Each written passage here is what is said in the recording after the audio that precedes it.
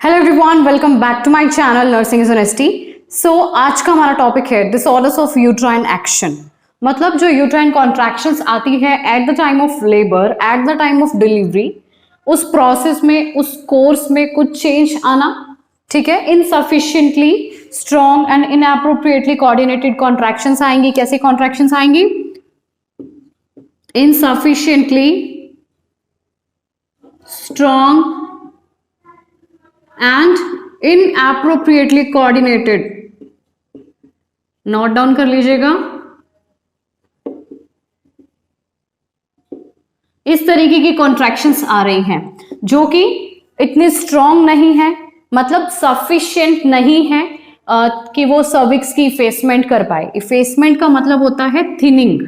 Cervix के अंदर दो चेंजेस आते हैं, इफेसमेंट प्लस डायलेटेशन।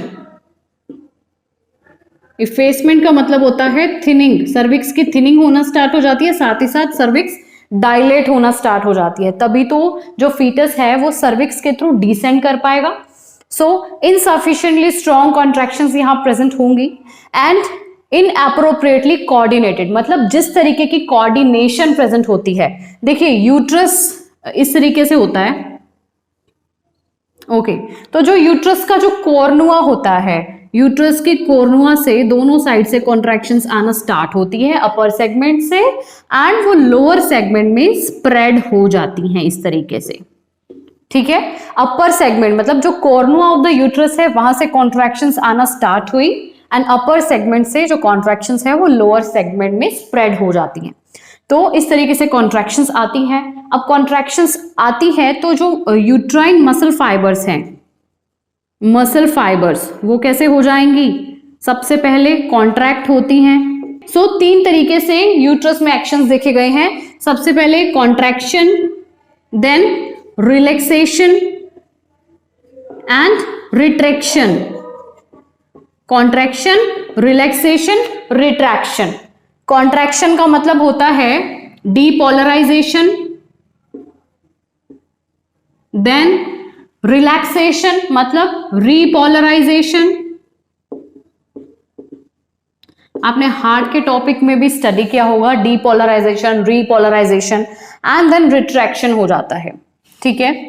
रिट्रैक्शन का मतलब होता है जिस टाइम पे मसल फाइबर्स कॉन्ट्रैक्ट हुई वो अच्छे से रिलैक्स नहीं हो पाए, रिट्रैक्टेड रह गई, ठीक है, उसे हम बोलते हैं रिट्रैक्शन। तो ये जो कॉम्बिनेशन बनना चाहिए था, ये जो कोऑर्डिनेशन बनना चाहिए था यहां पर कॉन्ट्रैक्शन, रिलैक्सेशन एंड रिट्रैक्शन का, ये किस तरीके से हो जाएगा? इनएप्रोप्रिएट कोऑर्डिनेशन हो जाएगा, मतलब कोऑर्डिनेशन अच्छे से नहीं हो पाएगा, जिसकी वजह से ये जो मसल फाइबर्स हैं ये अपर और लोअर यूट्राइन सेगमेंट में अच्छे से स्प्रेड नहीं हो पाएंगी तो एक जगह पर एक रिंग क्रिएट होगी, ठीक है, जिसकी वजह से क्या हो जाएगा? डिस्टोसिया। डिस्टोसिया का मतलब होता है नॉर्मल बर्थ के प्रोसेस में ऑब्स्ट्रक्शन क्रिएट हो जाना। ऑब्स्ट्रक्शन क्रिएट होना लेबर में या फिर बर्थ में, उसे हम बोलते हैं डिस्टोसिया। सो देखिए सबसे पहले इसकी डेफिनेशन देखते हैं यूट्राइन एक्शन की। So any deviation of the normal pattern of uterine contractions, जैसे मैंने को भी बताया कि कॉन्ट्रैक्शंस कैसे आ रही हैं, इनएप्रोप्रिएटली कोऑर्डिनेटेड कॉन्ट्रैक्शंस आ रही हैं। तो अगर इस पैटर्न में, मतलब नॉर्मल यूट्राइन कॉन्ट्रैक्शंस का पैटर्न यहाँ चेंज हो रहा है and affecting the course of labour, और ये जो पैटर्न है ये लेबर के प्रोसेस को, लेबर के ड्यूरेशन को, कोर्स का मतलब यहां पर है लेबर की ड्यूरेशन को अफेक्ट कर रहा है, जिसको हम बोलते हैं अबनॉर्मल यूट्राइन एक्शन या फिर डिसऑर्डर्ड यूट्राइन एक्शन या फिर डिसफंक्शनल यूट्राइन एक्शन। सो यूट्राइन एक्शन का सबसे फर्स्ट डिसऑर्डर हम देख रहे हैं जो कि है प्रेसिपिटेट लेबर। सो इसकी डेफिनेशन देख लेते हैं। अ labour is called precipitate when the duration of first and second stage is less than 2 hours। आपको पता है फर्स्ट स्टेज में क्या होता है? सर्विक्स की इफेसमेंट होती है, सर्विक्स की डायलेटेशन होती है, साथ ही साथ यूट्राइन कॉन्ट्रैक्शंस आना स्टार्ट हो जाती हैं। यूट्राइन कॉन्ट्रैक्शंस आने की वजह से ही सर्विक्स में इफेसमेंट हुई, डायलेटेशन हुई, देन सेकेंड स्टेज में फीटस का एक्सपल्शन हो जाता है। अब इन दोनों स्टेजेस को मिलाकर के 2 घंटे से भी कम का समय लगने वाला है, 2 आवर्स से भी लेस देन 2 आवर्स का टाइम पीरियड लगेगा प्रेसिपिटेट लेबर में। तो ये आप समझ सकते हो कि अगर 2 आवर्स से भी कम का टाइम पीरियड लग रहा है, इसका ये मतलब है कि सर्विक्स अच्छे से अभी सर्विक्स में इफेसमेंट नहीं हुई, सर्विक्स की थिनिंग नहीं हुई, डायलिटेशन नहीं हुई, उससे पहले ही यूट्राइन कॉन्ट्रैक्शंस इतनी स्ट्रॉन्ग आई हैं, साथ ही साथ इनएप्रोप्रिएटली कोऑर्डिनेटेड यूट्राइन कॉन्ट्रैक्शंस आई हैं, जिसकी वजह से जल्दी ही फीटस का एक्सपल्शन हो गया है। यूट्राइन एक्शंस में, मसल्स के एक्शंस में कोऑर्डिनेशन नहीं था, जिसकी वजह से फीटस का जल्दी से जल्दी एक्सपल्शन हुआ। तो उसकी वजह से क्या होने वाला है, देखिए, it is most common in multipara. Multipara का मतलब है जो मल्टीपल टाइम्स विमेन प्रेग्नेंट हुई है और पहले बेबी को बर्थ दे चुकी है, 2 to 3 टाइम्स प्रेग्नेंट हो चुकी है, या 3 और मोर आप बोल सकते हो, उसे मल्टीपैरस वुमेन बोलते हैं, एंड मे बी रेपिटेटिव। ठीक है, तो ये मल्टीपैरस वुमेन में ज्यादा देखा गया है, प्रेसिपिटेट लेबर कॉमन होता है। So rapid expulsion is due to the combined effect of hyperactive uterine contractions. जैसे मैंने आपको बताया, इनएप्रोप्रिएटली कोऑर्डिनेटेड यूट्राइन कॉन्ट्रैक्शंस आई और बहुत ज्यादा स्ट्रॉन्ग और बहुत ही कम टाइम पीरियड के इंटरवल्स पे कॉन्ट्रैक्शंस आई हैं, hyperactive uterine contractions, and साथ ही साथ क्या है, डिमिनिश सॉफ्ट टिश्यू रेजिस्टेंस। क्योंकि ये मल्टीपैरस वुमेन की यहाँ बात हो रही है, तो सॉफ्ट टिश्यू की जो रेजिस्टेंस थी वो यहाँ पे डिमिनिश्ड है, क्योंकि वुमेन पहले भी बेबी को बर्थ दे चुकी है। ठीक है, साथ ही साथ अब हम देख रहे हैं मेटर्नल रिस्क की, मदर को इस कंडीशन से क्या रिस्क हो सकते हैं। Extensive laceration of cervix, vagina and perineum. जैसे मैंने बताया, सर्विक्स अभी अच्छे से इफेस नहीं हुई थी और डायलिटेशन भी इसमें अच्छे से प्रेजेंट नहीं थी, जिसकी वजह से क्या हुआ, सर्विक्स में लेसरेशंस, मतलब इंजरी हो सकती है सर्विक्स के अंदर, वेजाइना में हैमरेज हो सकती है, पेरिनियम में। ओके, फ्रिक्शन की वजह से। ठीक है, नेक्स्ट है पोस्टपार्टम हैमरेज। पोस्टपार्टम हैमरेज ये फीचर यहां पर शो होगा, क्योंकि हो सकता है कि ये जो इतनी इंटेंसिवली स्ट्रॉन्ग और बहुत ही कम टाइम पीरियड के इंटरवल पे जो कॉन्ट्रैक्शंस आई, उनकी वजह से कुछ फ्रेगमेंट या कुछ मेम्ब्रेन्स प्लासेंटा की, थर्ड स्टेज में प्लासेंटा का एक्सपल्शन होता है, तो हो सकता है प्लासेंटा के कुछ मेम्ब्रेन्स अभी इंटैक्ट रह गई हों, क्योंकि नॉर्मल लेबर का प्रोसेस यहाँ पर नहीं चला है। सो पोस्टपार्टम हैमरेज होने के चांसेस बहुत ज्यादा रहते हैं। मतलब थर्ड स्टेज कंप्लीट होने के बाद फोर्थ स्टेज में जब वुमेन के वाइटल साइंस स्टेबलाइज हो रहे होते हैं, उस टाइम पे हमें ये पता लगा है कि पोस्टपार्टम हैमरेज वुमेन को हो गई है। ओके, इन्वर्जन ऑफ यूट्रस का मतलब होता है यूट्रस का जो इनसाइड वर्जन है वो हमें आउटसाइड शो होगा। इसका ये मतलब है कि uterus turns inside out. Uterus जो अंदर जिस तरीके से होता है वो वेजाइना के थ्रू हमें बाहर शो होगा। ठीक है, तो इनसाइडली आउट आ जाएगा यूट्रस। यूट्रस एक तरह से इनसाइड इनवर्जन मतलब होता है, जो यूट्रस जैसे अंदर से शो होता है, मतलब यूट्रस का इनवर्जन हमें आउटसाइड शो हो जाएगा। ओके, इन्फेक्शन यहाँ पर हो सकता है पोस्टपार्टम हैमरेज की वजह से भी, क्योंकि मेम्ब्रेन्स यहाँ पर इंटैक्ट थी। अब अगर हम फीटल रिस्क की बात करें कि फीटस को क्या रिस्क हो सकता है, तो हैमरेज यहाँ पर हो सकती है, वो भी स्कल पर हैमरेज हो जाएगी, बिकॉज जैसे मैंने आपको बताया सर्विक्स अभी डायलेटेड अच्छे से नहीं थी, इफेसमेंट सर्विक्स पे नहीं हुई थी, तो हैमरेज होने के चांसेस बहुत ज्यादा रहते हैं। इंजरी हो सकती है फीटस को। अब हैमरेज इसलिए भी हो सकती है, जैसे मैंने आपको बताया सर्विक्स अभी डायलेट अच्छे से नहीं हुई है, तो मोल्डिंग नहीं हो पाई हेड की। जो हेड होता है ना बेबी का, उसमें मोल्डिंग होती है नॉर्मल लेबर के प्रोसेस में, तो मोल्डिंग का प्रोसेस भी यहाँ नहीं हो पाएगा। अगर आपने लेबर का टॉपिक स्टडी नहीं किया हुआ है तो मैं लिंक आपको डिस्क्रिप्शन बॉक्स में प्रोवाइड कर दूंगी, आप लोग वीडियो चेकआउट जरूर कर लेना। ठीक है, अगर आपने लेबर का टॉपिक अच्छे से स्टडी नहीं किया हुआ है तो आप अबनॉर्मल लेबर नहीं स्टडी कर सकते हो, बिकॉज ये अबनॉर्मल लेबर है, ये यूट्राइन एक्शन का डिसऑर्डर है। ओके, नेक्स्ट देखते हैं कि इस कंडीशन को हम किस तरीके से मैनेज कर सकते हैं। प्रेसिपिटेट लेबर का जो टॉपिक है, इस पे मैंने ऑलरेडी डिटेल वीडियो आपको प्रोवाइड की हुई है, तो उसका भी लिंक मैं डिस्क्रिप्शन बॉक्स में यहाँ पर प्रोवाइड कर दूंगी। तो मैनेज किस तरीके से करेंगे, देखिए जिसकी प्रीवियस हिस्ट्री रही है, जैसे मैंने बताया कॉमन है मल्टीपैरस वुमेन में, जो पहले भी प्रेग्नेंट हो चुकी है, पहले भी बेबी डिलीवर कर चुकी है। मैं बहुत सिंपल लैंग्वेज में आपको बता रही हूँ। तो मल्टीपैरस वुमेन अगर है, अगर उसकी हिस्ट्री रही है प्रेसिपिटेट लेबर की, तो हम उसे लेबर पेन स्टार्ट होने से पहले, यूट्राइन कॉन्ट्रैक्शन स्टार्ट होने से पहले ही हॉस्पिटलाइज्ड कर देंगे। Hospitalization of women with the previous history of precipitate labor, ठीक है, उसका हॉस्पिटलाइजेशन हमने कर देना। साथ ही साथ जिस टाइम पे हेड डिलीवर हो रहा होगा उस टाइम पे हमें एपिजियोटमी दे देनी है, ये हम नॉर्मल लेबर के प्रोसेस में देते ही हैं। ठीक है, एपिजियोटमी लेकिन यहां हम लेटरल देंगे, लेटरली हमें एपिजियोटमी यहां पर देनी है, ठीक है। और जिस टाइम पे यूट्राइन कॉन्ट्रैक्शंस बहुत ज्यादा स्ट्रॉन्ग एंड आपको लगता है इनअप्रोप्रिएटली कोऑर्डिनेटेड है, कोऑर्डिनेशन नहीं बन पा रहा है, बहुत ज्यादा कॉन्ट्रैक्शंस आ रही हैं, उस टाइम पे हमें ईथर एडमिनिस्टर करना है। ईथर क्यों? क्योंकि लेबर कॉन्ट्रैक्शंस इसकी वजह से सप्रेस हो जाएंगी। किस लिए? सप्रेशन ऑफ यूट्राइन कॉन्ट्रैक्शंस के लिए।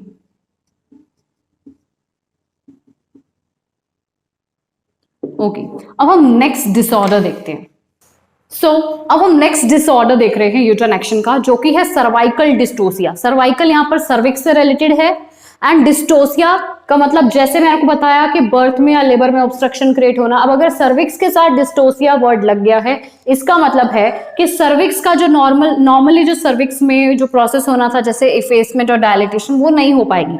तो पहले हम ये देख लेते हैं इंटरनल ओस और एक्सटर्नल ओस किसे बोलते हैं। देखिए सर्विक्स की ओपनिंग, ये सर्विक्स है, अगर सर्विक्स की ओपनिंग जहां पर यूट्राइन कैविटी में हो रही है, ठीक है, यहां पर इसे हम बोलते हैं इंटरनल ओस। और अगर सर्विक्स की ओपनिंग जहां वेजाइना की तरफ हो रही है, ये हमारी यहां वेजाइना है, तो अगर वेजाइनल कैनाल की तरफ अगर ओपनिंग हो रही है तो इसे हम बोल रहे हैं एक्सटर्नल ओस। अब आप समझ गए होंगे। देखिए it is a one where despite effective contractions the cervix fails to dilate. इसका मतलब है कि डिस्पाइट मतलब बावजूद बहुत अच्छी कॉन्ट्रैक्शंस आने के सर्विक्स डायलेट नहीं हो पाएगी। बहुत अच्छी स्ट्रॉन्ग कॉन्ट्रैक्शंस आ रही हैं लेकिन फिर भी सर्विक्स डायलेट नहीं हो पा रही है। और सर्विक्स की डायलेटेशन ना हो पाना, इसका जो कॉज है वो प्राइमरी भी हो सकता है और सेकेंडरी भी हो सकता है। प्राइमरी कॉज हम किसे बोलेंगे? देखिए सर्विक्स के सराउंडिंग में, मतलब यहां पर जहां पर हमारी एक्सटर्नल ओस प्रेजेंट है, यहां पर भी मैंने मेंशन किया था, सॉरी यहां मेंशन नहीं किया है, तो यहां पर जो सर्विक्स है यहां पर एक्सटर्नल ओस की बात हो रही है, नोट डाउन कर लीजिएगा। तो जहां एक्सटर्नल ओस जो वो पार्ट मैंने को बताया है जहां वो प्रेजेंट है, उस पार्ट में कुछ मसल फाइबर्स होते हैं, ठीक है, circular muscle fibres and fibrous tissue present होते हैं। तो अगर ज्यादा फाइब्रस टिश्यू वहां पर प्रेजेंट है और सर्कुलर मसल फाइबर्स का स्पाज्म हो गया है, वो एक प्राइमरी कॉज कहलाता है कि सर्विक्स डायलेट ना हो पाई हो या सर्विक्स का डिस्टोसिया इस वजह से हो गया है। ये प्रीडोमिनेंट फैक्टर है, आप बोल सकते हो। सर्कुलर मसल फाइबर्स में स्पाज्म हो जाएगा, फाइब्रस टिश्यू बहुत ही ज्यादा प्रेजेंट है, इसकी वजह से डायलेटेशन होना मुश्किल हो रहा है। सेकेंडरी कोज हम उसे बोल सकते हैं कि इन्हीं मसल फाइबर्स के अंदर स्पाज्म तो नहीं हुआ, लेकिन ये जो मसल फाइबर्स हैं इसमें स्केरिंग हो गई हो या फिर ये मसल फाइबर्स रिजिड हो गए हो। अब ये रिजिड क्यों हुए? मतलब रिजिडिटी का मतलब इसमें टाइटनेस आ गई हो, ये डायलेट नहीं होना चाह रहे, डायलेट नहीं हो पा रहे, टाइटनेस की वजह से ये रिजिड हो गए, इसमें स्केरिंग हो गई। हो सकता है किसी डिजीज या किसी इंजरी की वजह से ऐसा हुआ हो, तो इसको हम सेकेंडरी कोज मानते हैं। अब इस तरीके की अगर कोई कंडीशन अराइज हो जाती है तो मैनेजमेंट किस तरीके से करेंगे? देखिए अगर सफिशिएंटली हेड डिसेंड डाउन हो रहा है फीटस का सेकंड स्टेज ऑफ लेबर में, उस टाइम पे अगर हेड डिसेंड डाउन हो गया है, ओनली बाकी की बॉडी शोल्डर से लेकर के टोस तक की बची है, ठीक है, तो उस केस में हम मैन्युअली जो एक रिम बन जाएगी, देखिए इस तरीके से रिम बन जाएगी मसल फाइबर्स की। अब यहां पर से हेड तो डिसेंड डाउन हो गया लेकिन बाकी की बॉडी अभी अंदर ही है, यूट्राइन कैविटी में और सर्विक्स में, मतलब इंटरनल उसको क्रॉस करके आ गई है।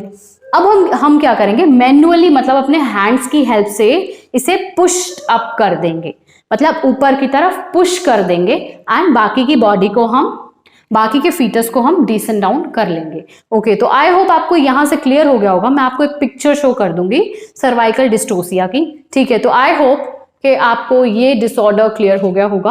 हम नेक्स्ट देखते हैं। सो नेक्स्ट कंडीशन हम देख रहे हैं जनरलाइज्ड टॉनिक कॉन्ट्रैक्शन। तो इसमें क्या हो रहा है? देखिए रिट्रैक्शन यहां पर अकर हो रहा है, रिट्रैक्शन का प्रोसेस मतलब देखिए हमारा यूट्रस है, ये अपर यूट्राइन सेगमेंट है, लोअर यूट्राइन सेगमेंट है, इसमें वेवी टाइप की कॉन्ट्रैक्शंस आती हैं। जैसे एक बार लोअर यूट्राइन सेगमेंट में कॉन्ट्रैक्शन हुई, देन ये जो सेगमेंट है ये रिलैक्स हो गया, देन कॉन्ट्रैक्शन अपर सेगमेंट में चली गई, फिर कॉन्ट्रैक्शन लोअर सेगमेंट में आई, फिर अपर कॉन्ट्रैक्शन रिलैक्स हो गया। इस तरीके से वेवी कॉन्ट्रैक्शन रिलैक्सेशन होती रहती है। अब रिट्रैक्शन क्या होता है कि अगर अपर यूट्राइन सेगमेंट में कॉन्ट्रैक्शन आई, देन कॉन्ट्रैक्शन जानी थी लोअर यूट्राइन सेगमेंट में, अब इस पोर्शन को रिलैक्स होना था लेकिन ये रिलैक्स नहीं हुआ, ये कॉन्ट्रैक्टेड ही रह गया। और जो लोअर यूट्राइन सेगमेंट में इसमें भी एक बार कॉन्ट्रैक्शन आई और ये भी रिट्रैक्ट नहीं हो पाया, सॉरी रिलैक्स नहीं हो पाया, तो यहां पर अब रिट्रैक्शन क्रिएट हो गई। ठीक है, पूरा का पूरा जो यूट्रस है वो इस तरीके की शेप में आ जाएगा, मतलब अप साइड पुश्ड अप हो जाएगा, आप बोल सकते हो। तो retraction occur involving whole uterus up, जैसे मैंने को बताया है, पुश्ड अप हो जाएगा uterus to the level of internal os, internal os के लेवल तक। अब देखते हैं इसका कारण क्या हो सकता है। अब इसका कारण ये हो सकता है कि आर्टिफिशियल डिलीवरी के बहुत से अटेम्प्ट्स किए गए हों, जैसे अपने आप से कुछ कभी कभी क्या होता है, अपने आप से यूट्राइन कॉन्ट्रैक्शंस आना स्टार्ट नहीं होती हैं, तो एक गायनेकोलॉजिस्ट क्या करती है, वो यूट्राइन कॉन्ट्रैक्शंस को स्टार्ट कराने के लिए ऑक्सीटॉक्सिक ड्रग्स आपको प्रोवाइड कराती है। आईएम भी दे सकते हैं, आईवी भी, ऑक्सीटोसिन बोलते हैं, सिंटोसिन करके आता है, तो वो भी एडमिनिस्टर करा देती है, जिसकी वजह से यूट्राइन कॉन्ट्रैक्शंस आना स्टार्ट हो जाती हैं। तो इसका मेन कारण यही हो सकता है कि इरिटेबिलिटी यूट्रस में क्रिएट हो गई by repeatedly unsuccessful attempts at artificial delivery. Okay, इसके क्लिनिकल मैनिफेस्टेशन क्या शो होंगे? विमेन को कॉन्टिन्यूस पेन होगा, डिहाइड्रेशन होगी, क्योंकि इनवॉलंटरी एफर्ट्स के साथ साथ वॉलंटरी एफर्ट्स भी वुमेन को लगाने पड़ रहे हैं, मैटरनल एफर्ट्स, जिसकी वजह से डिहाइड्रेशन हो जाएगी। यूट्रस स्मॉलर इन साइज हमें शो हुआ क्योंकि यूट्रस पुश्ड हो गया है अपवर्ड, ठीक है, दैट्स वाई यूट्रस हमें स्मॉल इन साइज शो हो रहा है। Fetal parts easily well defined नहीं होंगे। आस्कल्टेशन जब हम करेंगे तो हमें फीटल हार्ट साउंड भी हम हियर नहीं कर पाएंगे। ओके, ये एब्डोमिनल एग्जामिनेशन की बात हो रही है यहाँ पर, और ये वेजाइनल एग्जामिनेशन जब हम करेंगे तो हमें ड्राई एंड एडिमेटस वजाइना हमें शो हो जाएगी। अब हम इसकी मैनेजमेंट की बात करें, इस कंडीशन को हम किस तरीके से मैनेज करते हैं अगर अराइज हो गई, तो डीप सेडेशन हम प्रोवाइड कराने वाले हैं, साथ ही साथ हम मॉर्फिन इंट्रामास्कुलर 15 mg हम प्रोवाइड कराएंगे। डिहाइड्रेशन यहाँ पर अगर क्लिनिकल फीचर या clinical sign and symptom show होता है, उसके लिए हम रिंगर सॉल्यूशन प्रोवाइड कराएंगे इंट्रावीनसली, और कॉन्टिन्यूस पेन है या फिर अगर इन्फेक्शन है तो हम एंटीबायोटिक्स प्रोवाइड कराएंगे। और एट लास्ट अगर ये कंडीशन वर्स हो जाती है, अगर इसी तरीके से रिट्रैक्शन प्रेजेंट रहती है, तो एट लास्ट हमें सी सेक्शन कराना होगा, सिजेरियन सेक्शन। वेजाइनल डिलीवरी यहाँ पॉसिबल नहीं है। सो अब हम देख रहे हैं कॉन्स्ट्रिक्शन रिंग, तो ये रिंग बन जाएगी मसल फाइबर्स की या फाइब्रस टिश्यू की जो यूट्रस में प्रेजेंट होते हैं। So it is one form of incoordinate uterine action. यहां पर क्या हो रहा है, इनएप्रोप्रिएटली कोऑर्डिनेटेड कॉन्ट्रैक्शंस आ रही हैं, where there is localised spastic contraction of a ring of circular muscle fibre of the uterus. तो ये इस तरीके से एक रिंग क्रिएट हो जाएगी यूट्रस में मसल फाइबर्स की, जैसे ये मसल्स हैं, यहां पर ये रिंग क्रिएट हो गई। अब अगर केफालिक प्रेजेंटेशन है तो जहां पर कॉन्स्ट्रिक्टेड पार्ट होगा फीटस का, मतलब जो हेड होगा, हेड के अराउंड, ठीक है, अराउंड द नेक ये जो रिंग है ये प्रेजेंट होगी, मतलब ये फाइब्रस टिश्यू की एक रिंग बन जाएगी, जिसे हम बोलते हैं कॉन्स्ट्रिक्शन रिंग। ये क्यों बनी? इनएप्रोप्रिएटली कोऑर्डिनेटेड यूट्राइन कॉन्ट्रैक्शंस की वजह से। ओके, अगर ये कंडीशन अराइज हो जाती है तो हम क्या करने वाले हैं इस कंडीशन में? Caesarean section. सो आज हमने देखा disorders of uterine action. I hope आपको ये टॉपिक क्लियर हो गया होगा, and do like share and comment on my YouTube channel which is nursing is an ST.